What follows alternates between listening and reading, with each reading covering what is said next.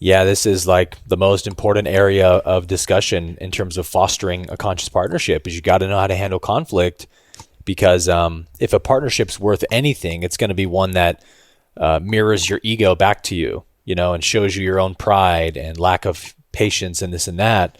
So you got to be willing to radically show up in those moments. And obviously it's easy to shrink back when you feel challenged or wronged or upset. And so like for us, we always agree upon communication as being like hyper important, that again, because she's on this feminine side of the spectrum, I'm on this masculine side of the spectrum. Early in the relationship, we would run into trouble a lot in terms of I'm expecting that she knows what I'm thinking and feeling. She's expecting that I know what she's thinking and feeling. So we don't really communicate on that level enough. And then there's like an expectation that didn't get met and we feel hurt or wronged or whatever. And then we have to talk about it. And in having those conversations, it always comes back to, what can I do? Not let me tell you what to do. What can I do? I didn't communicate enough. I could have communicated better to you, clearer to you, more times to you. It's really like the same strategy we employ in our business is like if one of our employees isn't performing how we want, we take it as, okay, we didn't communicate enough. We didn't communicate good enough. We could have said that better. They need to hear it a different way. And we don't take it out on the employee. We take it upon ourselves to do better. And obviously, if you're dating somebody and you're using this rule of thumb of, okay, if they're not meeting me where I'm at, I must not be communicating well enough. Yes, there's going to be instances where if you're a woman, you might be dating a super unconscious guy. He's just not at the place where he can do that for you. Yeah. But if you're with someone who is also on a conscious spiritual path, in it for the same reasons you are, you're always going to have that. We both want to meet each other. We never want to be disconnected on something. And it's just that mutual wanting, again, that third entity, worshiping that third entity together and devoting to it, is that we're always willing to admit when I could have done this better, I could have done that better. And like taking responsibility for what we can do better is the first and the most important way to lean into conflict for us.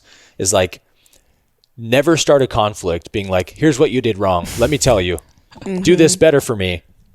Instead lead with, here's what I didn't do well. Here's what I can do well. Here's what I'm committing to do better for you. And that just shows love. I care about you. I care about the way I inadvertently made you feel. And then now that she feels seen, she can reflect the same back to me. Right. The opposite of rapport building in a relationship is to come in hot with all of the things that the other person's doing wrong. Totally. It's like, well, I'm going to throw all consciousness out the window here, and you're going to get the worst version of me now. Yeah. What always has worked well with us is like when you notice that you're doing this.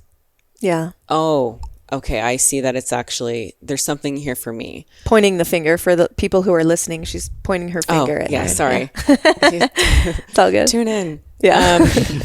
Different tune in. So what's worked well for us is, when we notice we're doing something and maybe I say a comment and it got misunderstood or vice versa, we miss each other and maybe someone got offended or, throughout the workday where stress might be high or what have you. And we notice we're finding ourselves meander into a conversation that's turning into like maybe argumentative undertones, and we're venturing into this area that, we didn't want to be here, but we're here now. And, it looks like there's something important here that we really should be talking about with more intention and care. Let's just put a pin in this right now. When we're multitasking, we don't want to honor it in this way. We want to be very intentional with each other's feelings and any conflict that comes up in a relationship. So we put a pin in it, and if it's in the workday, we'll say, let's come back to this at 6:00 tonight, whenever we have our work wrapped up, and we find ourselves on the couch or in some quiet place where we can just focus our attention on one another, look into each other's eyes, open each other's hearts. Now our emotions are settled and we're very present with one another, and we have no intention on being right. We just want to express, and we're very mindful of not to make any accusatory statements of, you did this and it made me feel this when you didn't make me feel anyway. So I just want to let you know I'm feeling this way, and I want to figure out how we can support each other moving through this conflict or what have you. So we've learned through a lot of trial and error that this works really well for us. No one feels attacked, and we are leading with ownership of, I know this is all coming from me, and whatever comes out of me is a mirror for what needs or what's asking to be released within myself. And lucky you to be my partner. You're the one that's going to support me through this. Yeah, it's the not blaming our feelings on each other. No behavior control, aka don't do this ever again. Don't say that to me ever again. That's dealing on the level of effect, not the level of cause. It's not a solution to a relationship problem if they said or did something that triggered you or whatever. To be like, don't ever do that again, because the cause is in you, not them. And so you've got to be willing to welcome that trigger again if and when they do that thing or say that thing that triggers you, to use that as your mirror. And so I don't want to control your behavior for me, because I want you to trigger me. If you're going to trigger me, I want to see that part of me. But also because that's not loving to control someone's behavior.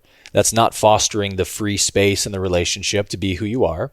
Instead, all I can do and all she can do is voice how we feel to one another, and trust and know that if you love me the way I believe you do, you're going to really care how I feel. And if you said or did something that hurt my feelings, you're going to just naturally not want to do it again. So I don't need to control your behavior. I don't need to tell you what to do or not to do, because if you're in this like I'm in this, you already want to do that stuff. So it's that trust we both have, that we really both are so committed to our relationship above all else, that all we need to do is just be in our hearts as we're sitting on the couch and just express how we feel, why I had that perspective today, why you had that perspective today. And we just hear each other. And then it's like, that's really all we need to talk about, and accepting what one another's position is.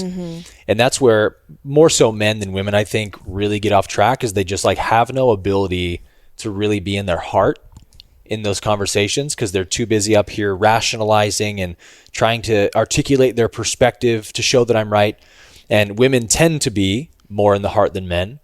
So for me as a man, and this is like all what I teach about, so thankfully it's what I teach has been a huge benefit to my relationship, and my relationship has been a huge benefit to what I teach, because I get to learn and practice these things in real time all the time with her, of can I be in my heart right now? And what I found is that if I'm ever able to be in my heart, nothing can go wrong. It's truly that simple. You cannot miss each other if you're both in the heart. And needing to be right, needing to blame your feelings on someone else, telling them what to not do, none of that's from the heart. That's all from the head, right? And so it's ultimately not going to be helpful to your relationship. Totally. Guys can do themselves a huge favor if they can remind themselves, stepping into charged conversation, even if I'm having trouble with the logic or the rationale, what I can do is do my best to try to understand and experience the emotions of my female partner and validate those emotions, even verbally. I'm working on understanding the logic and rationale of where you're coming from, but what I can tell is that your emotions are real and authentic and felt. Those are valid for you. Those are valid, and I'm taking that as really important information. And for women, it's stepping into a space going, I understand that logically or rationally, this may not seem left to right, top to bottom for you, but I'm going to do my best to try to articulate it in a way that your nervous system can consume this and understand it. And if there's that level of compromise, man, it's a lot easier to get through something charged. Yeah. And I think, highlighting something that you said, Sylina, I think the putting a pin in it, especially when, like in both of our situations, you guys work from home together all day long. We work from home together all day long running businesses. And, if something happens where we're both in like alpha mode, masculine mode, it's really easy to be like, wait, what? You didn't send the email to so-and-so? Like, I thought you did that or whatever. And we're yelling from rooms. Like he's in the kitchen, I'm in the office, and it's so easy to be alpha. Putting a pin in it or even in that moment, like literally changing your body orientation, right? Where I might be like, this is not productive. I need to go out, or Chase might come in the office where I need to look in my partner's eyes. We need to see our own, humanity and sit down, open our bodies. It's not cross-armed and like all scrunched-faced. It's like, I'm here, I'm open, let's talk. Let's, figure this out together. I'm looking in your eyeballs, which is so critically important for empathy, compassion, and real true intimacy. This is how conflict actually becomes a catalyst for your personal growth.